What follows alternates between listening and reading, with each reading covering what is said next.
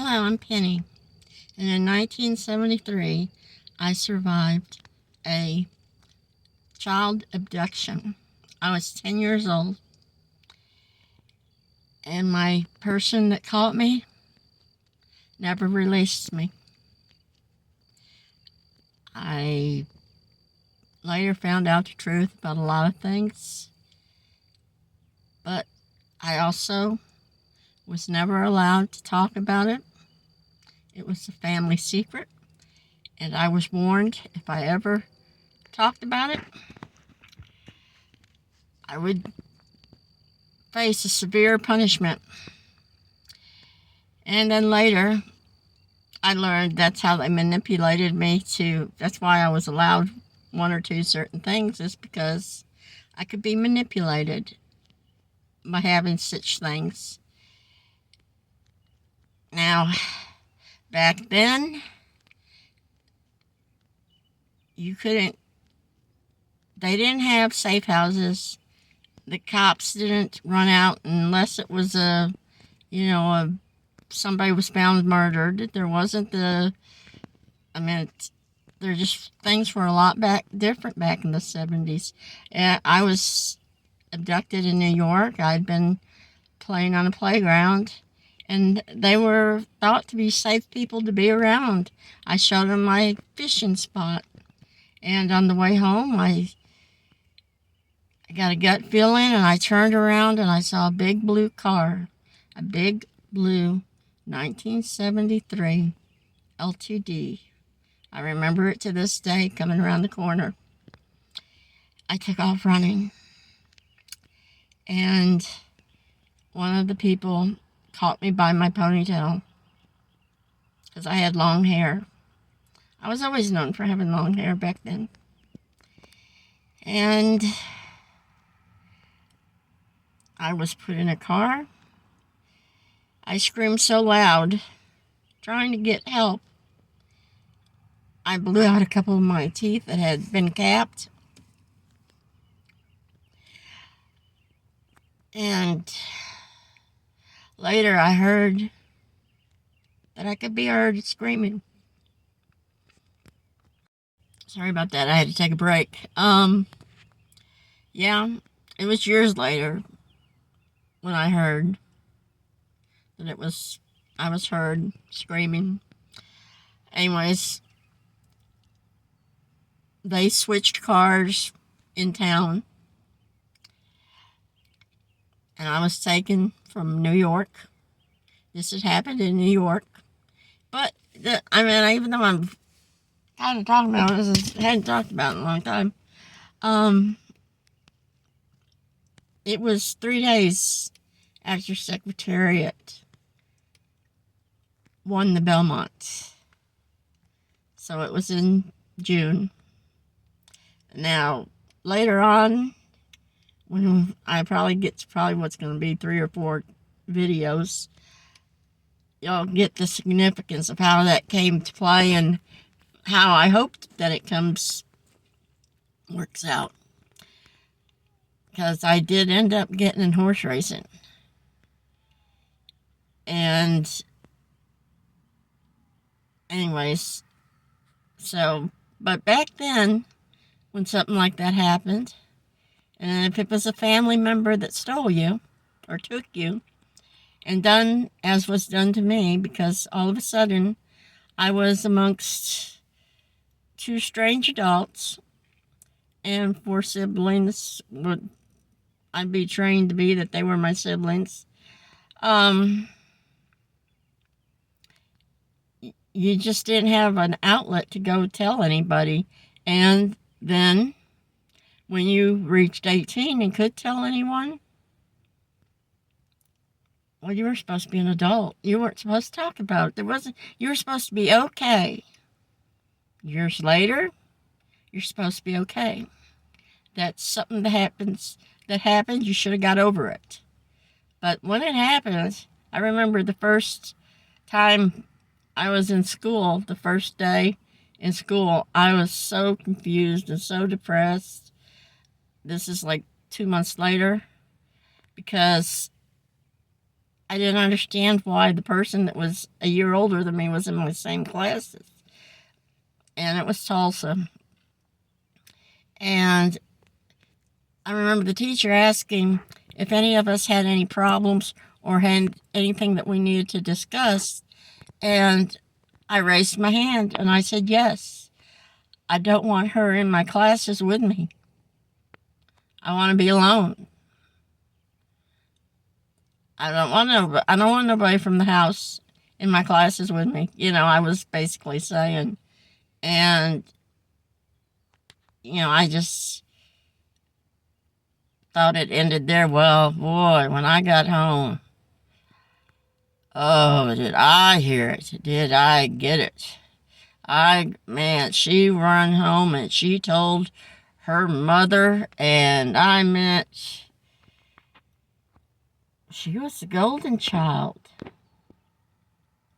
Later, I would learn there, like in the last couple of years, that now people talk about narcissists and they have golden childs and they have a forgettable child or the invisible child and having a scapegoat. Well, I was always, come to find out, was the invisible child.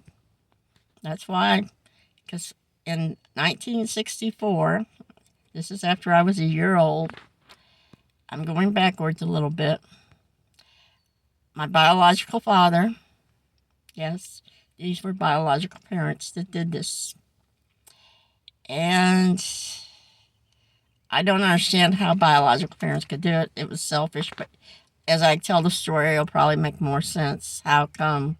And like I said, now we would know that she was a narcissist, talking about Jane, the biological mother. But back then, you're not supposed to talk about, well, I never could call her mom. I never called her mom, and I swore when I learned that this could happen. And that's where it gets confused. I know I've rambled a little bit, but I'm going to go backwards a little bit. I didn't know all this was going on. And I think what brought it up was, okay, I said in 1964, my biological father took me and my sister. The reasoning was take us out east to let his side of the family meet us. Okay, takes us, and Lola, the sibling a year older than me, the golden child, or as I started calling her that basically a long time. Even it was ironic, I started calling her that just years before it even was a term that I knew of. Somewhere I got the term. Maybe it was a term and I just didn't know it. Anyways, she stayed with my grandmother, which would be Bob's mother, which is my biological father. And her I knew well because I was staying with what was technically my aunt and uncle, and that was his sister, Bob's sister, Onley. I was staying with them, and they kept me because Jane was told that they were gonna, Bob was gonna bring us back. Well, then she went and got Lola from Lori and was upset. I remember her always talking about Lori calling Lola little Lori. Well, that just infuriated Jane. But, I was, like I said, the extra child. So later I stayed with Onley and Lyle, and they had two kids that was senior and junior. I think about that time, my sister, or I considered her a sister, they were my parents. That's all I knew to be my parents. Till I was, it wasn't until I was 10 years old I learned different, but I didn't want them to be anything but. And, but anyways, so there were two siblings.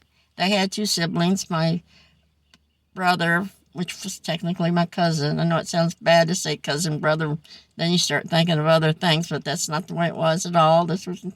Anyways, he had got called into Vietnam. It was that time. And my sister was senior.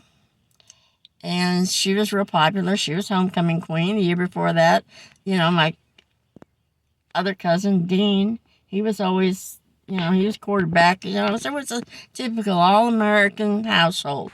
I couldn't have been put in a better house.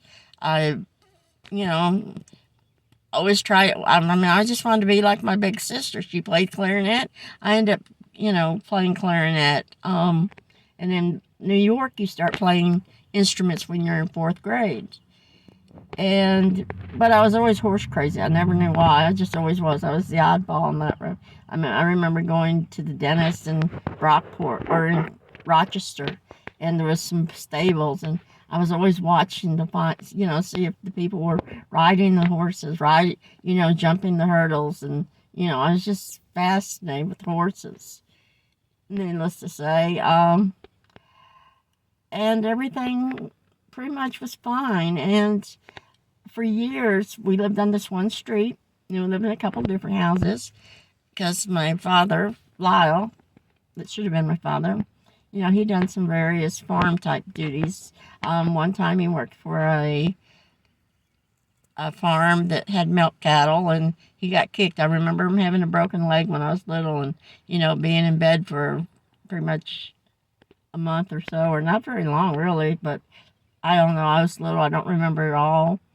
And then occasionally we would go to the aunt and uncle's house, Jane and Bob, and I always seemed to get in trouble. I don't know. I didn't understand why, because I'd go out to the barn and play, and even though Jane, or not Jane, I only tried to warn me, don't be careful, don't go very far off. I don't want to just I didn't understand why. I was always told stay close so they could keep an eye on me, and then I always ended up getting out to the barn or something and playing games in their loft, and this and that, and then I'd go home, and she never spanked me. But I would get the silent treatment, and that was worse than getting a spanking. Spanking, you get it over. The silent treatment, oh man, and that would go on for about 24 hours. I'd get the silent treatment, and I never understood why. It never made sense to me. Well, about that time I was 9 years old, we had moved up the street, and I started playing with some kids that I'd played with because their best friend was next door to them, but I didn't know her then because I was down the street. And then we moved up the street, and Kelly, her mom, was one of these really gifted artists. She'd been to Juilliard and whatever, and some places, and they were just like, there's nothing that could teach her. She just was a gifted, natural person. And she ended up having a studio on Main Street. Well, she always, for like a year that I knew was up there by her, she always wanted to do my portrait. And she begged and begged and begged, or always asked to do my portrait every time I'd go over there. Ask your mom and dad if I can do your portrait. Ask your mom and dad if I can do your portrait. So that was fine. I did. And finally they agreed. Well, my picture got put on Main Street for a month. Well, then it went into a second month, and something shifted because I was proud of it. I thought everybody else would be proud of it. But when Jane and Bob came to see it, they acted like they were proud of it. But then all of a sudden, talks went in that my parents needed to work on getting guardianship of me, and they wanted to know where I wanted to be. And I was like, well, of course I want to be here. Why would you ask me anything different? Why would I want to be anywhere else? This is my home. You're my parents. I got Dean and Sue as my brother and sister. I don't know them people. They're just people that I found very odd because come every Christmas, we'd go there and I'd get this mass. It's like a carload of toys and it was stuff that it wasn't stuff I asked for. It was toys that, come find out, it was toys Lola wanted. So everything Lola wanted, that's what they gave me. And it's like, I didn't understand why you'd buy me all these toys when those weren't toys that I was interested in. I always had a couple of toys I wanted, and I'd give, Jane and Jane, not Jane, I'd give Onley and Lyle, what I wanted, and or tell them what I wanted, and I was happy with a few things. I didn't have they every doll. It was like on TV, and it was like, I mean, it was just ridiculous to me. I mean, yeah, you're a kid and you're fascinated, but I don't know, something, it was a gut. Something in my gut just told me this ain't right. This ain't right. They never asked me what I wanted. They kept, and then you'd start hearing, oh, well, this is what Lola wants. This is what Lola wants. So we thought you'd like it. This is what Lola wants. Well, we're two different people. And I mean, what can I say? I was into animals. I was the oddball in my family, I thought, but now of that family, I was the oddball. But for Annalie and Lyle, we had a couple of cats and a dog, and those were. I didn't want to leave my cat and dog, and them. I was very happy where I was. I mean, when you're somewhere from 1 to 10, basically.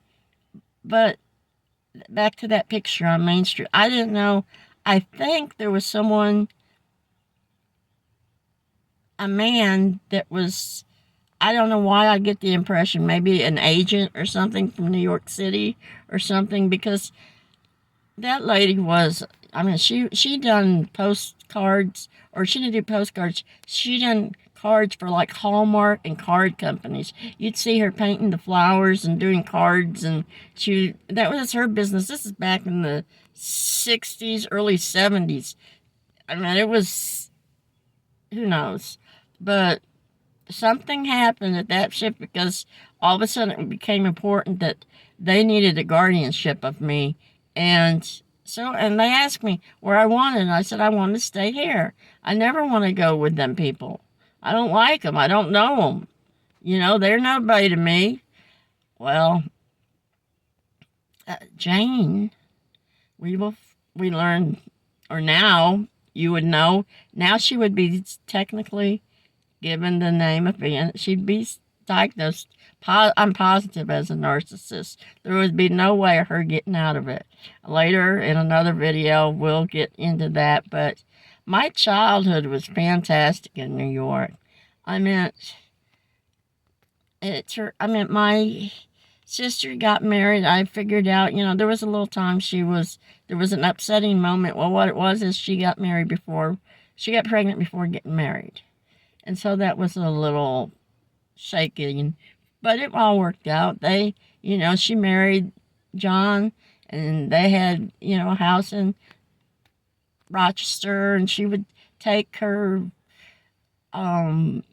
training at the dental hygienist place there at Rochester at Kodak. So she got me in. I had my teeth worked on. I had, like 4 front braces and anything. I always would go to Rochester, and she'd put me and her would catch the bus, and we'd go to the dental hygienist, or to the Brockport, to the Kodak dentistry place, and where they had students. That's where they trained students to be dentists, and they done probably their internship there or something. So every time I went, I had a different dentist, but they were all nice, and that was just it. And I went to school. I lived in the same place. I went to the same school till 4th grade, and then come 4th grade, they bought a trailer over in Holly, so we moved to Holly. And I wasn't happy about that move, but by the next year it would have been fine, it wouldn't have been a big deal. But it was the last month of my 4th grade year. Well, little did I know that come 5th grade, I wasn't going to be going to Holly. I would be out in Oklahoma. And the only thing I knew about Oklahoma, we had learned in 2nd or 3rd grade about it being Indian territory, or, we learned about the Indians. You had the woodland Indians on the East Coast. You had the Plains Indians out here in Oklahoma. And then, I don't know, some other ones. But needless to say, I guess I need to shut it down, because I see my phone is starting to come to an end, but we will finish it up and talk a little bit more about the abduction, and I'll try to stay on point. I just rarely talk about it, but it did probably make me very different as far as, and I was always okay with being a loner, because like I said, Jane, not Jane, but Sue and Dean, they got married and moved off. Sorry about that. People interrupt. But basically, there was a lot of resentment. I built up a lot of resentment toward Jane and Bob, and and then to be thrown in a vehicle and have to go out of state with them. All I could think of, I kept thinking somebody was going to come get me, or there was a way out of it. It never happened. Anyways, I'm going to close off. I'm sorry, I'm doing this on the phone, but yeah, it never happened. I was supposed to forget about it.